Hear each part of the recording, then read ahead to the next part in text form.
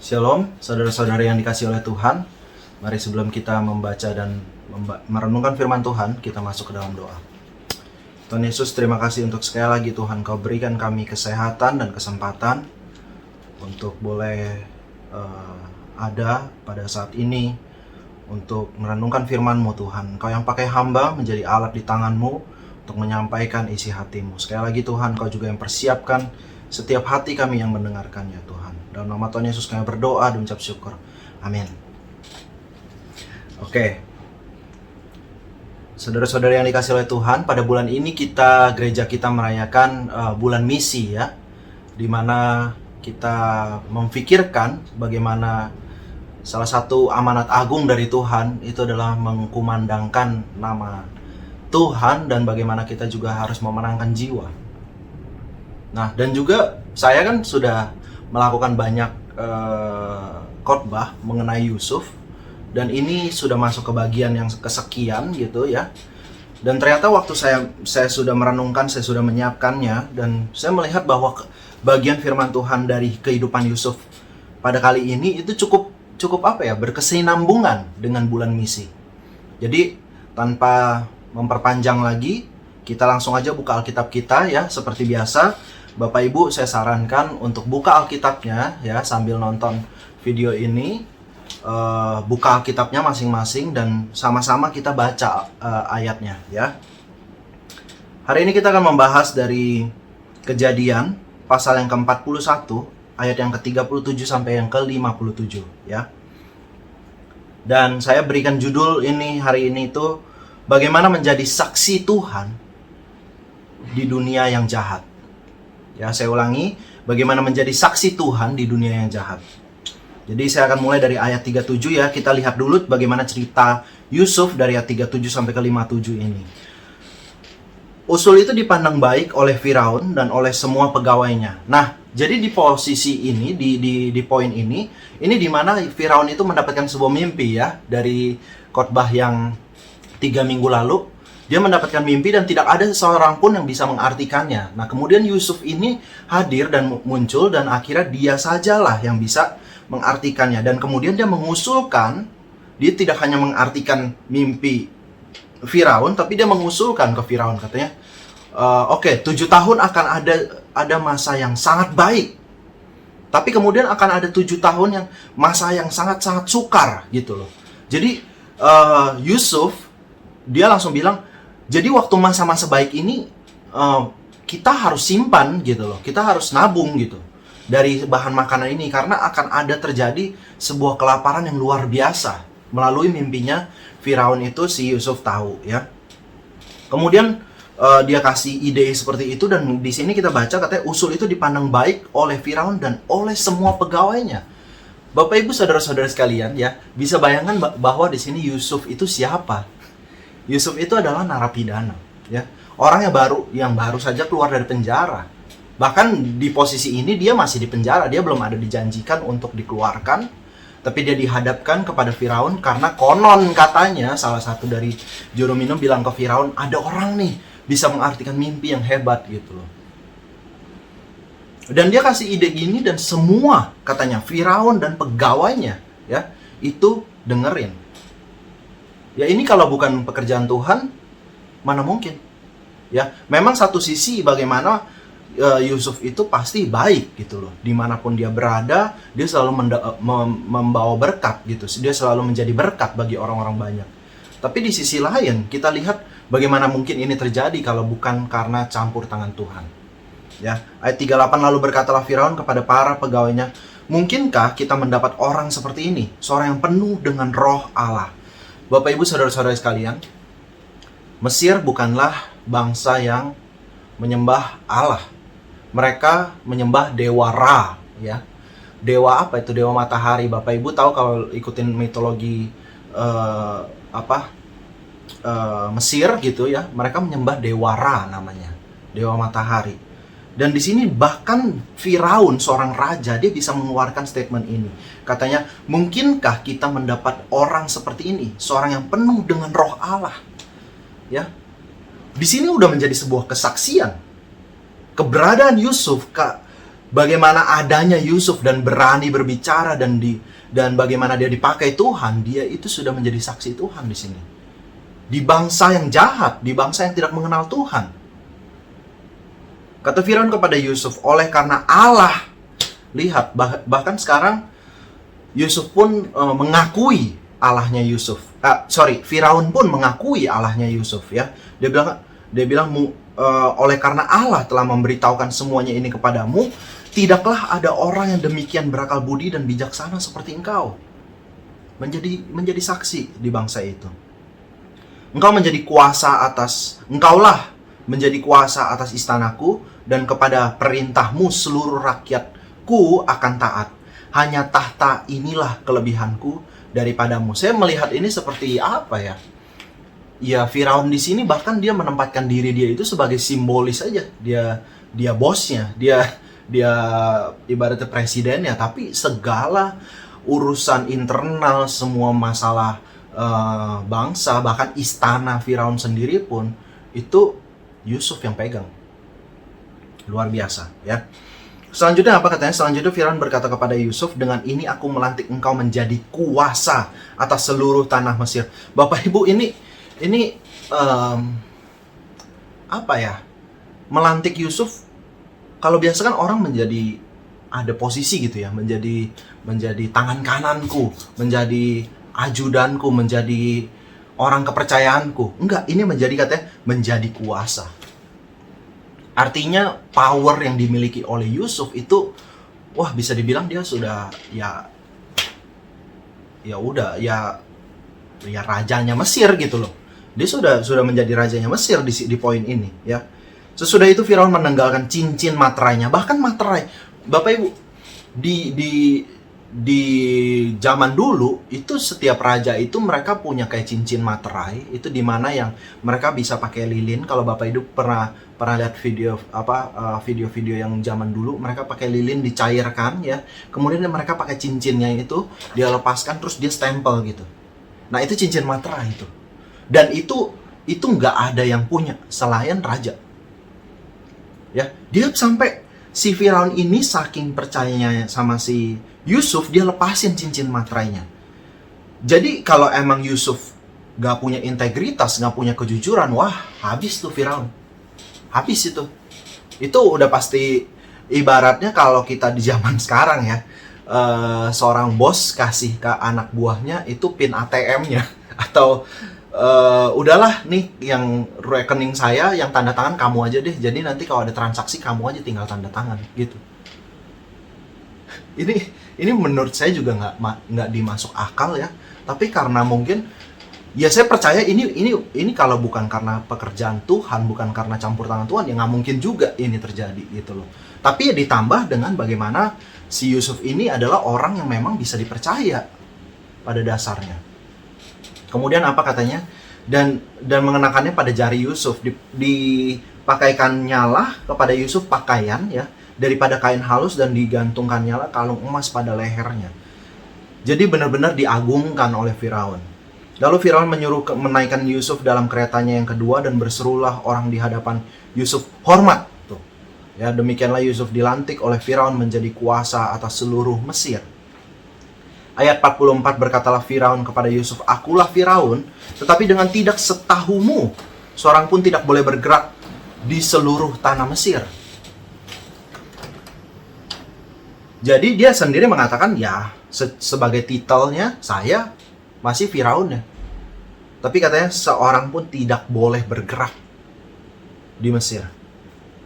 Luar biasa, ya. Lalu Firaun menamai Yusuf Zafnat Paaneah, serta memberikan Asnat anak Potifera, imam Dion, kepadanya menjadi istrinya. Demikianlah Yusuf muncul sebagai kuasa atas seluruh tanah Mesir. Jadi bahkan Firaun ini memberikan Yusuf ini nama Mesir, ya, yang dimana artinya itu the God speaks and lives, ya. Artinya apa? Tuhan yang berbicara dan Tuhan yang hidup. Dan di sini Firaun memberikan seorang anak imam. Nah, imam di sini apa, Bapak Ibu? Ini perlu diperhatikan karena ini cukup menarik. imam bukan imam Allah orang Yahudi, tapi imamnya dewa Ra. Jadi ini adalah anak daripada, ngomongnya gimana ya? Anak daripada pendetanya agama lain gitu loh. Anak daripada imamnya kepercayaan lain. Itu diberikan kepada Yusuf untuk dinikahi. Nah, cukup menarik ini. Kenapa? Karena kita berpikir kayak, waduh, bahaya nih. Bisa jadi Yusuf berbelok hatinya dan ikutin dewanya orang Mesir. Bapak Ibu saudara-saudara sekalian, ngomong-ngomong ya. Kita ke 46 dulu deh. Saya kasih sebuah trivia yang cukup menarik. Yusuf berumur 30 tahun ketika ia menghadap Firaun, raja Mesir itu. Maka pergilah Yusuf daripada Firaun, lalu dikelilinginya nyala seluruh tanah Mesir. Bapak Ibu, saudara-saudara sekalian yang dikasih oleh Tuhan, di sini dicatat bahwa Yusuf berumur 30 tahun. Dan kalau kita buka ke Kejadian 37 ayat 2 ya, di mana kita udah pernah baca ini juga, ini saya bacakan aja. Inilah riwayat keturunan Yakub. Yusuf tatkala berumur 17 tahun. Jadi masih muda. Jadi Bapak Ibu, dari sejak Yusuf dijual sampai pada saat ini dia menjadi orang paling berkuasa di Mesir, itu 13 tahun. Nah, maksud saya tadi apa? Setelah 13 tahun itu, dia selalu dikelilingi oleh orang-orang yang tidak percaya dengan Allah yang hidup. Saya ulangi lagi. Selama 13 tahun dia hidup, selama 13 tahun dari dia dijual ya, sampai pada di poin itu, dia tidak dikelilingi oleh orang atau yang sama-sama percaya kepada Allah yang hidup. Dia dikelilingi oleh orang-orang yang menyembah dewa-dewi yang lain. Lalu pertanyaannya, bagaimana Yusuf bisa menjaga imannya dan menjaga integritasnya? Nah, itu hal yang menarik. Makanya saya bilang barusan, ini kita lagi membahas bulan misi ya. Saya nggak berbicara tentang bagaimana, ya kita lagi COVID, kita mau kemana aja, lagi PPKM, kita nggak bisa pergi. Kita nggak mungkin bisa ada mission trip atau segala macam. Tapi yang jelas bukan berarti pekerjaan misi itu tidak bisa kita lakukan. Pekerjaan misi itu dimulai dari diri kita sendiri, Bapak Ibu. Kitalah surat terbuka bagi orang-orang untuk dia mengenal Tuhan. Bapak Ibu, seberapa besar kemungkinannya orang tiba-tiba iseng, orang-orang yang belum kenal Tuhan ya, tiba-tiba iseng dia buka Alkitab, bisa nggak? Bisa. Tapi sebelum dia buka Alkitab, yang lebih mungkin itu adalah orang-orang yang kenal kita sebagai anak Tuhan. Oh, kamu yang tiap minggu ke gereja ya? Oke deh, saya lihat hidup kamu. Ya mungkin dia nggak bilang dia lihat hidup kita. Tapi secara nggak langsung kita tuh menjadi saksinya Tuhan loh. Oh, orang Kristen gitu toh. Oh, orang Kristen gini toh. Nah, itulah poinnya. Nah, di sini Yusuf pun juga demikian. Selama 13 tahun dia di tengah-tengah orang yang tidak kenal Tuhan loh. Dan kita juga, kalau mau dibilang, bangsa kita adalah orang-orang yang banyak yang tidak mengenal Tuhan, dan kita ditempatkan di bangsa dan negara yang seperti ini. Bagaimana dengan kita? Apakah kita punya integritas dan kesetiaan yang sama seperti Yusuf ini? Nah, kita lanjut dulu ya. Kemudian apa yang terjadi, Bapak Ibu? Tanah itu mengeluarkan hasil bertumpuk-tumpuk dalam ke-7 tahun kelimpahan, dan seperti yang sudah dimimpikan ya, 7 tahun luar biasa hebat ininya, kemakmurannya ya. Maka Yusuf mengumpulkan segala bahan makanan ke-7 tahun kelimpahan yang ada di Mesir, lalu disimpannya di kota-kota. Hasil daerah sekitar tiap-tiap kota disimpan dalam kota itu. Bapak Ibu, dari mana Yusuf mendapatkan skill untuk memanage satu bangsa? Mungkin kita kalau baca begini, oh gampang ya, berarti kan tinggal masukin aja gitu. Loh, ini banyak loh teknisnya. Satu negara loh. Ya, mungkin nggak ada yang korupsi, mungkin nggak ada yang bagaimana nanti lumbungnya ada masalah lah, mungkin ternyata lumbungnya ada masalah bocor lah atau apalah, atau orang-orang yang bagaimana logistiknya lah, mobilisasinya, pindahin gandum ini, bagaimana nanti pertaniannya. Itu Yusuf belajar dari mana, Bapak Ibu? Dan kita kalau melihat hidup Yusuf selama 13 tahun, dia sudah berpengalaman di rumah Potifar. Ya, kita masih ingat di rumah Potifar dia berpengalaman. Kemudian yang kedua dia berpengalaman juga di penjara. Dan saya rasa dua hal ini nggak kebetulan. Saya ulangi lagi, dua hal ini nggak kebetulan. Dua hal di mana Yusuf menjadi hamba daripada Potifar, dan yang kedua adalah dia menjadi orang kepercayaan di penjara, itu bukanlah kebetulan. Itu adalah ibaratnya trainingnya Yusuf.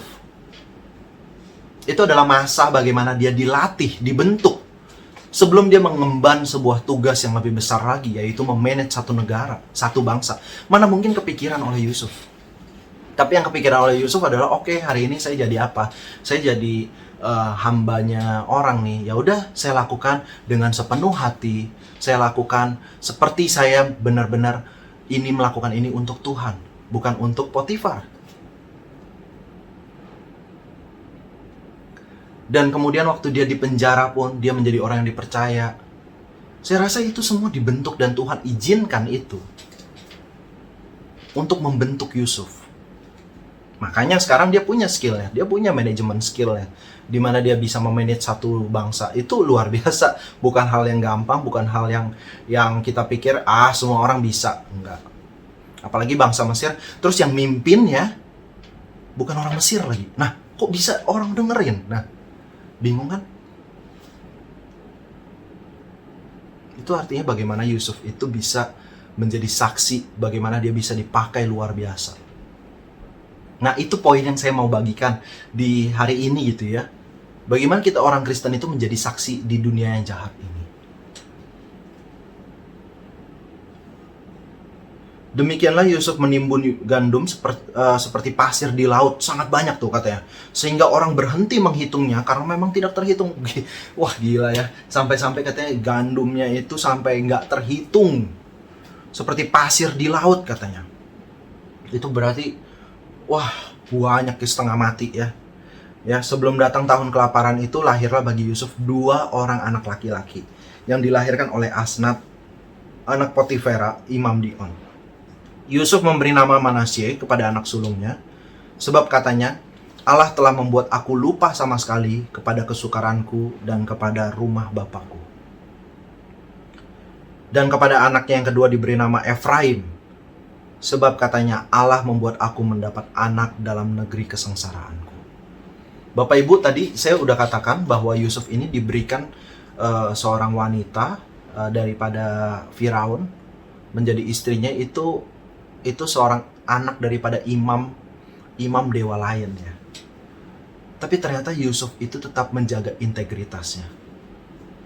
Dia menamai anak-anaknya dan dia memberikan semua kredit kepada Allah. Sekali lagi, dia memberikan semua kredit kepada Allah. Semua kemuliaan dia kembalikan kepada Tuhan. Saya udah sempat katakan bahwa godaan terbesar untuk laki-laki itu harta tahta wanita. Itu kata orang seperti itu ya. Sekarang Yusuf udah bisa dibilang dia dapetin semua. Harta dia dapat, ya. Tahta dia, wah, tadi aja dia dinamanya kuasa. Wanita dia juga diberikan. Saya yakin ini wanita bukan yang wanita apa, ini dari luar biasa gitu loh ya. Tapi semua itu tidak menggoyahkan Yusuf. Tidak menggoyahkan Yusuf. Harta tahta wanita tidak menggoyahkan Yusuf. Dia tetap tahu dia harus setia kepada siapa, dia harus taat kepada siapa. Dan di sini sampai pada saat ini pun, pada saat dia susah dia ingat Tuhan, pada saat dia senang, pada saat dia di atas, dia juga memuliakan Tuhan. Bapak Ibu, kalau kita nggak belajar memuliakan Tuhan waktu kita di bawah, kita nggak akan ingat Tuhan waktu kita di atas. Makanya waktu susah aja Yusuf setia, apalagi waktu seneng. Tapi banyak juga orang yang waktu susah dia setia sama Tuhan, waktu udah seneng lupa. Nah, jadi inilah manusia tuh emang gimana ya? Ya susah senang tuh nggak terprediksi lah gitu loh. Ya. Tapi kebanyakan orang kalau udah senang lupa sih. Tapi beda di sini. Yusuf tetap ingat Allah dia. Yusuf tetap pegang teguh Allah dia, walaupun dia dikelilingi oleh orang-orang yang tidak kenal Tuhan. Setelah lewat 7 tahun kelimpahan yang ada di Mesir itu, mulailah datang 7 tahun kelaparan. Seperti yang telah dikatakan Yusuf, dalam segala negeri ada kelaparan, tetapi di seluruh negeri Mesir ada roti. Luar biasa ya, semuanya kena kelaparan tapi Mesir tidak. Ketika seluruh negeri Mesir menderita kelaparan dan rakyat berteriak meminta roti kepada Firaun, berkatalah Firaun kepada semua orang Mesir, pergilah kepada Yusuf, perbuatlah apa yang akan dikatakannya kepadamu. Ya. Bahkan di saat sulit, di saat kelaparan, saya rasa ini kuasanya Yusuf nih semakin luar biasa lagi, karena benar-benar dialah yang bisa menentukan hidup mati seseorang. Ini kelaparannya luar biasa Bapak Ibu ya. Karena lihat ayat 56. Kelaparan itu merajalela di seluruh bumi. Di seluruh bumi katanya ya. Maka Yusuf membuka segala lumbung dan menjual gandum kepada orang Mesir, sebab makin hebat kelaparan itu di tanah Mesir. Juga di seluruh bumi datanglah orang ke Mesir untuk membeli gandum dari Yusuf, sebab hebat kelaparan itu di seluruh bumi. Bapak Ibu, ini juga sebuah ekonomi, saya bisa bilang ya, strategi ekonomi yang luar biasa. Jadi semua orang mau nggak mau kan beli gandum ini kepada si Yusuf ya. Jadi bayangkan itu semua kekayaan dunia itu masuk ke Mesir. Ya nggak heran kalau Mesir jadinya luar biasa. Seperti kalau kita lihat sekarang ya, sejarah-sejarah bagaimana Mesir itu bisa punya piramid segitu besar ya, negara yang sangat hebat ya, ancient Egypt ya, itu luar biasa. Itu ya salah satunya Yusuf inilah yang dipakai Tuhan. Jadi semua kekayaan dunia itu masuk ke Mesir. Gila ya, luar biasa. Tapi ya itulah yang terjadi. Dan Yusuflah yang dipakai oleh Tuhan sebagai alat di tangan Tuhan, menjadi saksi dia di Mesir. Orang yang terhebat di Mesir, di satu dunia, di satu bangsa. Bahkan semuanya itu bergantung hidupnya sama Yusuf.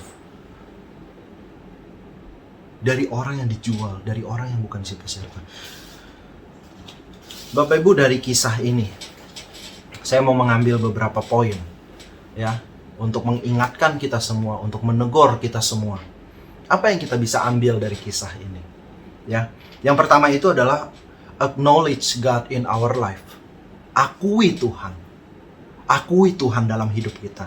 Kita buka beberapa ayat Alkitab ya. Yang pertama Amsal 3 ayat 6 sampai 8. Di sini firman Tuhan berkata, "Akuilah Dia dalam segala lakumu, maka Ia akan meluruskan jalanmu. Janganlah engkau menganggap dirimu sendiri bijak. Takutlah akan Tuhan dan jauhilah kejahatan. Itulah yang akan menyembuhkan tubuhmu dan menyegarkan tulang-tulangmu." Bapak Ibu, yang pertama untuk di bulan misi ini, bagaimana kita menjadi saksi Tuhan. Itu yang pertama itu adalah kita akui Tuhan. We acknowledge our God. Seringkali kita hidup di era sekarang itu adalah kita selalu merasa diri aku yang hebat.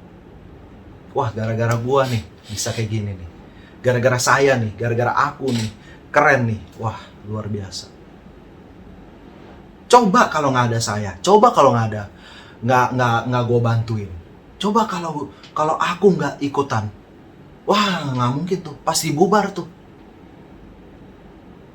Bapak Ibu, di sini kata firman Tuhan adalah akuilah Dia dalam segala lakumu. Kita harus selalu ingat Tuhan. Dan apapun yang kita kerjakan, kita harus tahu itu adalah karena Tuhan. Kalau kita ada hal-hal hebat yang kita lakukan pada hari ini, itu karena Tuhan. Itu karena kemurahan Tuhan. Kita selalu akui Tuhan dalam hidup ini. Selalu ingat Tuhan yang kasih kesempatannya. Selalu ingat Tuhan yang kasih kemampuannya. Itu satu cara bagaimana kita bisa menjadi saksi di dunia yang jahat ini. Kalau waktu orang luar melihat kita dan mungkin kita ditanya, kenapa kamu begini? Oh, karena saya baik orangnya. Enggak. Kita harus katakan, karena saya menyembah Tuhan yang baik. Oh, kamu hebat ya, kamu pintar sekali ya. Bukan. Itu semua karena Tuhan. Ya mungkin kita terdengar kayak, Allah kok kita sok rohani ya. Enggak, tapi di sini lihat Yusuf. Kita jangan cuma lip service. Banyak orang yang dianggap sok rohani itu karena dia cuma lip service. Dia bilang, oh ya karena Tuhan, tapi kelakuannya kayak setan. Nah, itu jatuhnya jadi bukan menjadi saksi Tuhan tuh, malah mempermalukan Tuhan. Bawa-bawa Tuhan terus, ngomong-ngomong ke sana sini, ayo Tuhan ini, Tuhan itu, tapi kelakuannya kalau semua orang yang di bawah kita rendahkan, itu mah nggak ngakuin Tuhan. Itu mah mendingan kita nggak usah ngomong tentang Tuhan. Itu bahkan bisa saya bilang belum kenal Tuhan. Jadi di sini kita lihat Yusuf itu dia mengakui Tuhan. Kita udah bahas ini hidup Yusuf dari awal sampai pada saat ini, banyak banget di mana dia bawa nama Allah. Allah lah yang mengartikan mimpimu Firaun. Allah lah yang ini lakukan ini, dan doakan anak-anaknya juga dia namakan Allah udah lakukan ini, Allah sudah lakukan itu untuk saya. Luar biasa. Dia selalu mengakui Allah dalam dirinya. Itu satu ya. Dan ayat yang kedua, ketahuilah bahwa Tuhanlah Allah. Dialah yang menjadikan kita dan punya dialah kita, umatnya dan kawanan domba gembalaannya. Mazmur 100 ayat 3. Ketahuilah bahwa Tuhanlah Allah. Ingat, bukan kita Allahnya. Sekarang saya selalu ulang-ulang banyak sekali movement ya, New Age movement, di mana kalau saya, aku adalah kunci dari segala masalah. Aku dulu gitu loh. Segala ilmu psikologi juga selalu kayak gitu. Tapi enggak, kalau dalam kekristenan justru salah. Bukan akunya yang harus dibenerin, tapi bagaimana kita melihat Allah yang harus dibenarkan. Bukan fokus di aku, tapi fokus di Allah. Kalau kita fokus, justru kebanyakan kalau kita fokus di aku, kita akan menjadi orang-orang yang tidak bahagia, Bapak Ibu. Tapi kalau kita fokus di Tuhan, kita akan selalu punya damai sejahtera. Kita akan selalu senang. Dan yang kedua, bagaimana menjadi saksi di bangsa yang tidak mengenal Tuhan. Itu adalah have honesty and integrity. Punya kejujuran dan integritas.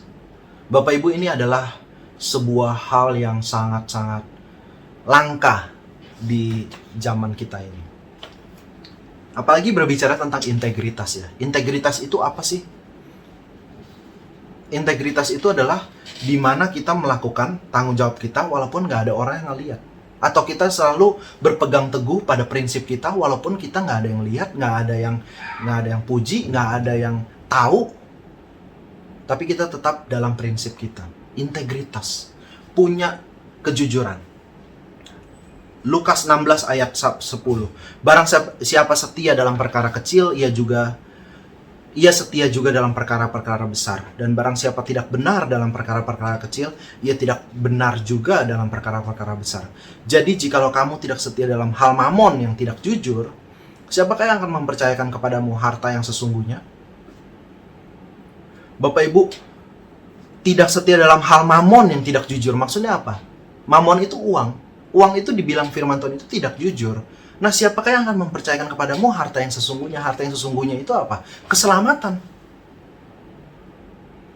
Dan jikalau kamu tidak setia dalam harta orang lain, siapakah yang akan menyerahkan hartamu sendiri kepadamu? Jadi di sini firman Tuhan itu adalah mengatakan bahwa kita harus bisa punya kejujuran dan integritas dimanapun kita ditempatkan. Kalau kita mau mengerjakan pekerjaan Tuhan, pekerjaan dunia ini kita tanggung jawab gak?